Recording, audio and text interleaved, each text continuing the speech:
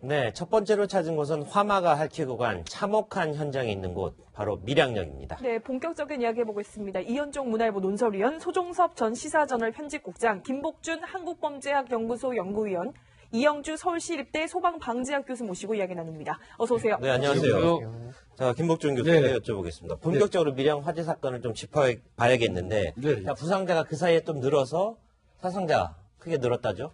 예, 지금 보면은 사망이 현재까지 37명은 이제 변화가 없고요. 부상이 151명. 네. 그다음에 그래서 이제 총 사상자가 188명으로 급격히 증가했어요. 네네. 그런데 이제 지금 현재 그 중상자 상태에 있는 분들 중에서는 추가로 또 이 사망자가 나올 것 때문에 그런 그 우려가 있어가지고 상당히 지금 고민하고 있는 것 같습니다. 네. 지금 오전 10시부터 대규모 감식반이 투입돼서 화재 원인 도대체 뭔가 지금 조사를 하고 있는데, 이 응급실 쪽에서 뭐 화재가 시작됐다 이런 이야기가 나오잖아요. 근데 바닥을 좀 보고 있다고 하는데 이게 뭐 이유가 좀 있습니까? 실제로 화재 현장에서요, 대부분 화재가 강했을 경우에 천정면은 대부분 다 타서 소손이 돼서 이런 정황 증거라는 이런 것들을 확인하기 굉장히 어렵거든요. 대부분 이제 화재 초기의 낙하물이라든지 기타 화재 흔적들이 바닥에 남아 있는 경우에 바닥은 다른 공간보다는 상대적으로 화재에 노출돼서 이제 소손될 확률이 적기 때문에, 그래도 남아있을 가능성이 높기 때문에 화재 감식에서 굉장히 중요하게 이렇게 여겨지고 있습니다. 그래서 아마 이쪽 부분, 바닥 부분부터 아마 세심하게 들여다보고 있는 것으로 알고 있습니다. 그렇군요. 자, 이현정 교수. 자, 밀양 화재가 또다시 되풀이된 1대1 가능성이 상당히 높아지고 있는데, 아까 정용진 기자 리포트에서도 기사에서 봤지만 역시 그 탕비실에서 발화가 시작됐고, 그것 역시 인지했을 가능성에 좀 무게가 실리고 있는 거죠.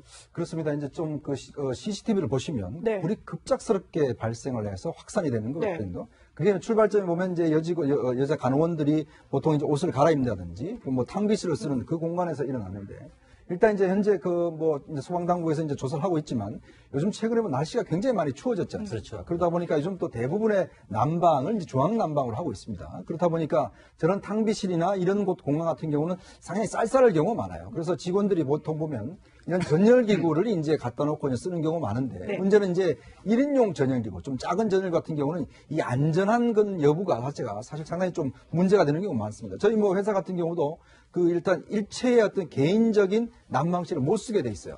그래서 일시적으로 와서 검사도 하기도 하는데, 특히 요즘 이제 전기 장판, 전기 방석이라든지 조그마한 그 난방기라든지 이런 것들을 이제 소규모로 쓰면서 그런 것들이 과연 과열했을 가능성, 이런 것도 충분히 보고 있는 것이고, 그래서 아마 이제 이제 간호원들이 옷을 갈아입는 그곳에 혹시나 전열기가 있었는지 여부, 이걸 아마 소방당국이 좀 집중적으로 보고 있는 것 같습니다. 네.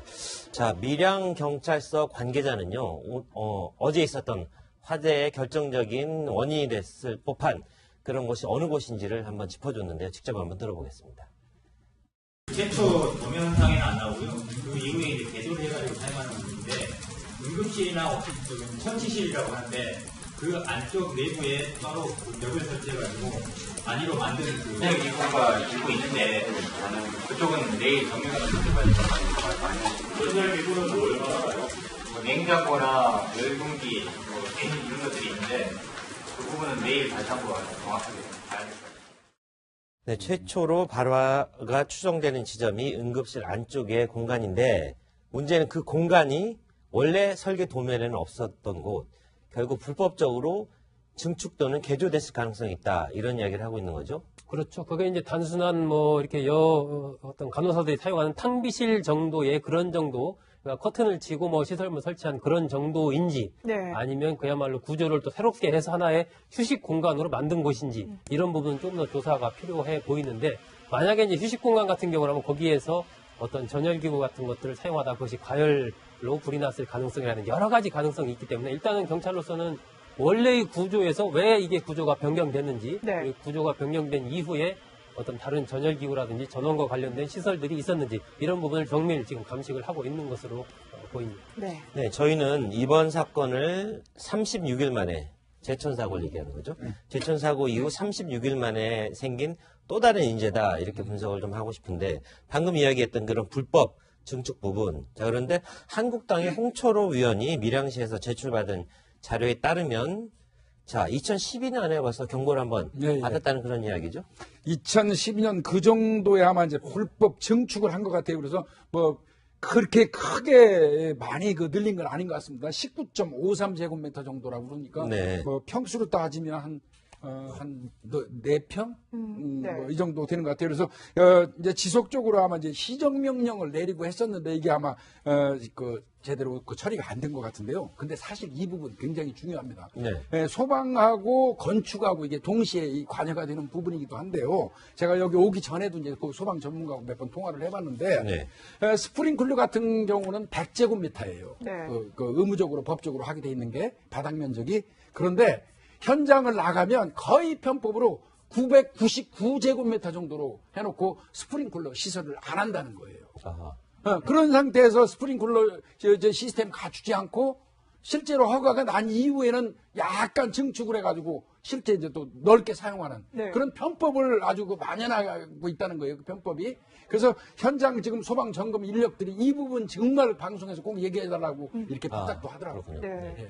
그리고 이제 그 매트리스, 네. 매트리스가 사실 오히려 불쏘시개 역할을 했다고 하는데요. 사실 이제 병원 같은 경우는 화재가 나면 큰 피해가 이어질 수 있으니 좀 이런 그런 재질 같은 것도 좀 꼼꼼히 따져봐야 되는 게 아닌가 싶기도 한데 그런 기준도 따로 없는 거예요. 예, 맞습니다. 실제로 이제 이런 가연물들이 안에서 얼마나 잘 타느냐에 따라서 화재가 얼마나 커지느냐 이런 부분들이 문제가 되는데요. 그래서 실제로 이제 병원, 의료 용도 중에서 대형 병원들 같은 경우는 이제 방염 대상입니다. 방염이라는 게 이제 일반적인 가연물 이런 이제 말씀하신 매트리스나 이런 이제 침대 커버 이런 것들에 이 처리를 해서 방염 처리를 해서 화재가 이제 착화가 잘 안 되게끔 네. 또 화재가 발생하더라도 지연되게끔 해주는 이런 이제 기능들을 하게끔 하는데요.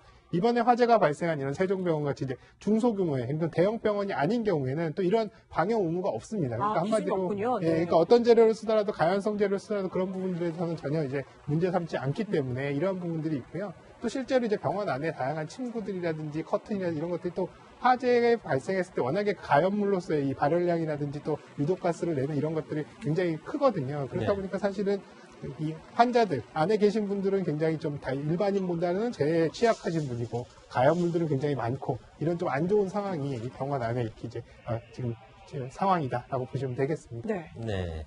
자, 시청자분들 잘 기억하시겠지만 제천 화재 당시에도 가장 많은 사망자가 발생한 곳은 바로 2층이었습니다. 자, 이 유독가스가 또 문제였고요. 이번 세종병원 역시 2층에서 19명이나 되는 사망자가 발생했는데요. 결국 유독가스가 퍼지기 시작하면 빠른 대피가 급선무인데 이런 대피를 늦추게 한 요인이 있었던 것 같습니다. 자, 밀양소방서 구조대장의 목소리 한번 직접 들어보겠습니다. 그 3층은 중환자실인 줄 알고 있습니다. 한 20여 명, 한두 분 정도를 제외한 나머지는 한쪽 손, 사이드 레일 쪽가 한 개가 묶어져 있는 상황인데 거기서 결박을 푼다고 구조하는데 조금 지체는 되는 건 사실입니다. 태권도복 끈띠 아니 있습니까? 로프 비슷한 부드러운 끈도 있고 여러 가지 종류가 있습니다. 시간이 상당히 좀 지연이 되는 건 사실이죠. 근데 최소한 30초에서 1분 정도는 안 걸린다 싶습니다. 당연합니다. 묶여 있었다 이런 이야기가 나오는데 거동이 불편하신 분인데 또 게다가 묶여 있었으니 얼마나 탈출하기가 어렵겠습니까? 심각한 문제였던 거 아니겠습니까? 지난번 장흥 요양병원 사건 때도 보면 장성이죠. 네. 그때 사건 때도 보면 사실 이 이유 때문에 사상자가 굉장히 많았어요. 요양병원 같은 경우는 주로 이제 치매라든지 이런 이제 앓고 계신 어르신들이 계시기 때문에 실제로 손을 예를 들어서 쓸 경우에 상당히 이제 손으로 이제 얼굴에 상처를 입힌다든지 이래서 사실 손을 이제 결박해 놓고 있는 상황이 많거든요. 근데 지금 이번 같은 경우도 이제 주로 환자분들이 다 나이가 많으신 어르신분들입니다. 그렇다 보니까 이제 병실에서 이제 예를 들어 한쪽은 링거를 이제 맞고 한쪽에서는 이제 손을 이제 결박을 해놓은 상태에 있다 보니까 갑작스럽게 화재가 나다 보니까 사실은 10초만 이게 어떤 연기를 들이마시더라도 굉장히 치명적이거든요. 그렇죠. 근데 바로 골든 타임에 전부 다 이 끈을 끊느라고 지금 시간을 다 소비를 해서 실제로 이제 구조된 분들 같은 경우도 도중에 사망하시는 경우가 많아요. 근데 이게 참 어렵법적으로는 사실 불법은 아닙니다. 왜냐하면 이게 지금 환자가 만약에 손을 놔둘 경우에 이게 손에 상처를 입힌다든지 링거를 뽑는다든지 또 폭력을 행사한다든지 이런 여러 가지 가능성이 있기 때문에 이걸 이제 묶어 놓는 상황인데 문제는 의료 인력이 그렇게 많지 않다 보니까 지금 간호원들의 숫자가 지금 다른 병원에 급격히 적거든요. 그래서 이거를 지금 일일이 전부 다 가서 다 끊어야 되는데 문제는 그 재질 자체가 전부 다 이제 예를 들어 아까 얘기한 태권도복 그런 끈이라든지 다 이게 다릅니다. 일반적으로 바로 끊을 수 있는 게 아니라 네. 그래서 거기에 이제 시간을 많이 했다는 것인데 실제로 문제는 이걸 안 묶어 놓을 수도 없는 문제고 그렇다면 이거를 규격화해서 빨리 이런 상황에 뺄 수 있는 걸 쓴다든지 그 다음에 이제 간호 인력이 여기가 지금 굉장히 적어 있어요. 그러다 보니까 일일이 그분들을 다 처치를 못한 상황이 돼 있거든요. 아마 그런 부분들도 좀 나중에 이게 뭔가 좀 여러 가지 포맷을 만드는 것 자체가 필요할 것 같습니다. 네. 저는 이번 그 밀양 화재에서 개인적으로 이 사실을 알고 좀 개인적으로 많이 놀라기도 하고 충격적이었거든요. 세종병원 이사장의 목소리를 먼저 들어보시고 이야기 나누겠습니다. 세종병원은 스프링클러가 설치가 안 되는 이유가 건축 면적에 스프링클러를 설치할 수 있는 그런 어떤 시설이 아니고 일반 스프링클러 설치를 할 수 있는 어떤 그런 쪽의 건축물의 면적이 안 돼서 모였습니다. 그 다음에 이제 세종요양병원도 지금 이제 요양병원 인정제라든지 요양병원의 의료법 건축법이 개정된 관계 그 이후로 2018년 6월 30일까지 스프링클러를 설치하도록 법으로 의무화되어 있어가지고 저희들이 지금 설치를 다음 주에 하는 걸로 해서 좀 더 하고 있는 그런 상태에서 이제 그런 상태입니다. 아니 병원 뭐 규모 자꾸 이야기하는데 어떻게 병원에 스프링클러가 없을 수가 있습니까? 네, 이게 참 이제 어떻게 보면 좀 이제 많은 분들이 의아해하시고 좀 네. 안타까운 부분인데요.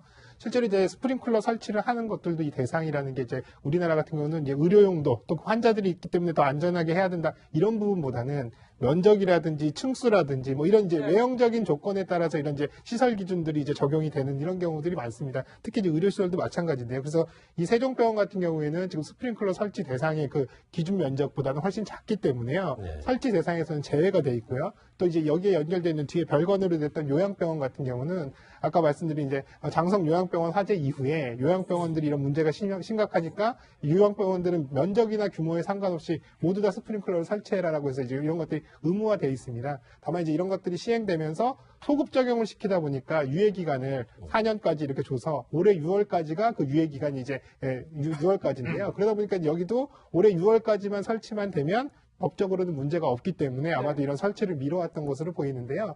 그러다 보니까 이제 지금 결론적으로는 요양병원이나 지금 화재가 발생한 세종병원 모두 둘 다 스프링클러는 설치가 되어 있지 않지만 사실 또 위법한 상황은 아닌 굉장히 좀 애매하고 안타까운 그런 상황인 겁니다. 네. 제천에서는 스프링클러가 아예 작동을 안 했고요. 이번에는 설치를 했어야 되는데 네. 이 법적인 미비 때문에 자 3년간의 유예 때문에 못했단 말이죠. 네. 자, 김복준 의원님 이거 용납할 수 있는 겁니까? 그러니까 이제 이게 기본적으로 이 법을 빨리 이제 고쳐야 된다는 얘기밖에는 없는데 우리가 늘 뭐 문제가 생기면 빨리 법적인 어떤 입법적인 보완이 이루어진다고 얘기는 하고 있지만 그게 사실 실천이 안 되고 있거든요.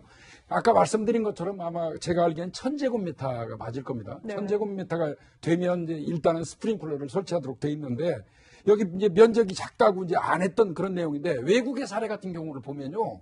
사실은 병원 같은 데는 환자의 상태라든지 면적을 보는 게 아니라요. 환자의 상태라든지 그 어떤 진료하는 기법 그 이외에 이제 기타 사항을 참고해가지고 스프링클러 이 설치 유무를 판단하거든요. 근데 이제 우리는 지금 오로지 면적 단위로 이 그 스프링클러 이 기준을 정해놨기 때문에 병원 같은 경우는 이제 어떤 특수성을 좀 인정해가지고 일반적으로 다 설치하도록 입법 보완돼야 될 것 같습니다. 네. 그리고 이제 또 하나가 이제 저도 만약에 고층에서 화재가 났다고 하면 마음이 급하니까 막 엘리베이터 타고 쉽죠. 빨리 내려가려고 할 것 같아요. 근데 오히려 그 생각과 반대로 엘리베이터 안에서 그렇게 피해자가 많았다는데 이게 왜 그런 겁니까? 실제로 이제 화재가 발생을 하면 화재는 어찌됐든 간에 뜨거워지기 때문에 이 연기라든지 이런 공기들이 대부분 이제 부력 때문에 상승을 하게 되거든요. 그러니까 건물의 수직으로 위아래로 연결되어 있는 공간을 찾아서 아주 교묘하게 굉장히 빠르게 이제 확산이 되는데 그렇게 수직으로 건물 내에 뻥 뚫려 있는 공간이라고 하는 게 우리가 자주 사용하는 계단실 그리고 엘리베이터가 오르내리는 엘리베이터 샤프트 이런 공간을 통해서 연기들이 굉장히 빠르게 확산이 되거든요. 네. 그렇기 때문에 실제로 엘리베이터를 이용하다가 화재 시에 이를테면 전기가 공급이 차단이 되거나 이런 경우에 엘리베이터 홀에 갇힌 채로 한마디로 연기가 가장 잘 들어가는 곳에 멈춰 있는 상태가 되기 때문에 연기의 위험에 가장 빨리 노출될 수가 있습니다. 그래서 이런 부분 때문에 사실 엘리베이터는 화재 시에는 절대로 타서는 안 되고 다른 계단이라든지 다른 피난로를 이용하셔야 되는 게 맞습니다. 이번에 이제 엘리베이터도 문제지만 5층 같은 경우는 또 자동문이 사실 또 문제였습니다. 네. 지난번 제천 같은 경우도 마찬가지지만 전기 공급이 끊기면 자동문이 열리지가 않습니다. 그래서 5층 같은 경우에 피해자가 있었던 것도 사실 자동문이 열리지 않아서 상당히 지금 이번에 피해자가 있었거든요. 사실 그러니까 문제가 좀 이게 개선될 때 우리가 지금 편리한 차원에서 자동문을 좀 건물마다 많이 쓰지 않습니까? 근데 이게 전기 공급이 안 되면 사실 무용지물이에요. 그러면 이제 끄는 방법이 있지만 그게 급한 상황에서는 누가 그걸 예를 들어서 위에 스위치를 다시 끄고 할 수 있는 방법을 잘 아는 사람이 없거든요. 자, 그렇기 때문에 우리가 이렇게 다중이용시설이나 특히 어린이들 이용시설이라든지 이런 것들 같은 경우는 제가 이제 미국에 좀 생활할 때는 자동문이 많이 없었습니다. 그쪽에서는. 그러니까 손으로 미는 거라든지 손으로 밀어도 이렇게 손으로 미는 게 아니고 그냥 몸으로 이렇게 밀 수 있는 문들 같은 경우에 왜냐하면 급하면 그게 불에 달아있기 때문에 잡지를 못하거든요. 네. 그래서 그런 것들 좀 우리가 불편하더라도 생활 속에서 좀 그런 것들이 실제로 이렇게 재난 상황이 왔을 때 이용할 수 있는 시설. 저는 그런 것도 좀 생각의 변화가 필요할 것 같습니다. 네. 그렇군요. 소국장. 이번에 환자가 70대에 집중돼 있었잖아요. 네. 자, 그런데 이번에 역대급 한파 때문에 독감 환자들이 많았고요. 그것 때문에 병원에서 환자들이 많은 피해를 당했다. 이런 안타까운 얘기까지 전해지죠. 아무래도 이게 보면 지금 유독가스가 굉장히 빠른 속도로 확산을 하니까요. 보통 이제 화재 사고 일어나면은 뭐 불에 타서 사망하는 경우보다는 60%가 이 가스에 질식돼서 사망하는 경우가 일반적으로 통계로 볼 때 그렇습니다. 그리고 굉장히 빠르게 1초에 뭐 수직 같은 경우 3m에서 5m 정도로 이렇게 확산이 되기 때문에 네. 어르신들이기 때문에 아무래도 대피하는데도 시간이 걸리고 네. 아까도 우리가 얘기했지만 이제 손 같은 걸 거기 묶어놓은 이런 경우가 풀는데 벌써 30초 이상 걸린단 말이에요. 네. 그러면은 30초면 유독가스가 수치로 봤을 때 수직이면 벌써 8, 90m 올라갔을 정도이기 때문에 굉장히 경각을 다투는 이런 상황이어서 특히 이 병원 같은 경우에 그런 어르신들이 많다 보니까 상대적으로 피해가 좀 컸던 것 같고 저는 이번에 굉장히 안타까웠던 것이 지금 7시 35분에 소방관이 현장에 도착을 합니다. 3분 만에 출동해요. 네, 3분 만에 굉장히 빠르게 도착을 한 갔죠. 거예요. 네. 빠르게 도착을 했는데 이미 그때 불이 어느 정도 번졌어요. 그렇다면 그 전에 지금 나온 얘기 봐서는 병원 직원들이 소화기를 가지고 이렇게 끌려고 했는데 실패한 거거든요. 소화기가 네. 다 쓴 채로 발견됐다는 것은. 그렇죠. 그렇다면 이런 부분에서 예를 들면은 이런 병원이라든지 다중이용시설 부분에서 이런 화재에는 무조건 봤을 때 반드시 119에 신고를 해야 된다. 네. 어떤 그런 의무조항 같은 걸 좀 넣을 필요가 있지 않느냐. 만약에 빨리 신고가 돼서 소방관이 더 빨리 도착했다면 이렇게까지 안 됐을 수도 있지 않나 하는 그런 생각도 좀 해보고. 네. 조금 제가 좀 말씀을 드리면 실제로 이제 빠르게 조치를 한다고 해서 사실은 이제 제가 이제 왜 이 말씀을 드리냐면 여기서 이제 빨리 이제 뭐 이 직원들이 소화기로 불을 끄고 하는데 사실 외국 사례들도 보면 이런 소화기를 잘못 사용하다 보면 오히려 이 분사액을 이제 이 화점에 정확하게 못하고 불길을 더 이제 키우는 이런 상황이 발생해서 오히려 네. 화재를 더 키울 수도 있거든요. 그래서 사실은 소화기로 적극적으로 소화를 하려고 했다는 이런 부분들은 또 긍정적인 부분이지만 사실상 이제 이런 부분들 제대로 사용을 해야 되는 그런 부분들도 있습니다. 네. 네. 자, 피해자가 많다 보니까요. 그 어머니와 마지막으로 통화한 이후에 환자들을 구하러 안으로 뛰어간 간호사의 사연도 저희를 참 안타깝게 하고 있습니다. 들어보시죠.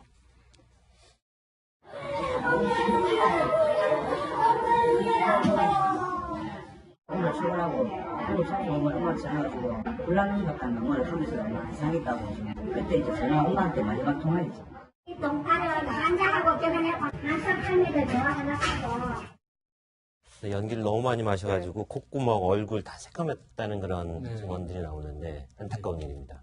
51세 되신 간호사분이에요. 근데 이분이 아마 집안 형편 때문에 이제 젊어서 못했고 이제 나이가 좀 드셔가지고 공부를 하고 해서 자격증을 딴 것 같습니다. 당일날 아침에 이제 일찍 한 7시 정도에 그 집을 나섰던 것 같아요. 네. 이제 출근하기 위해서.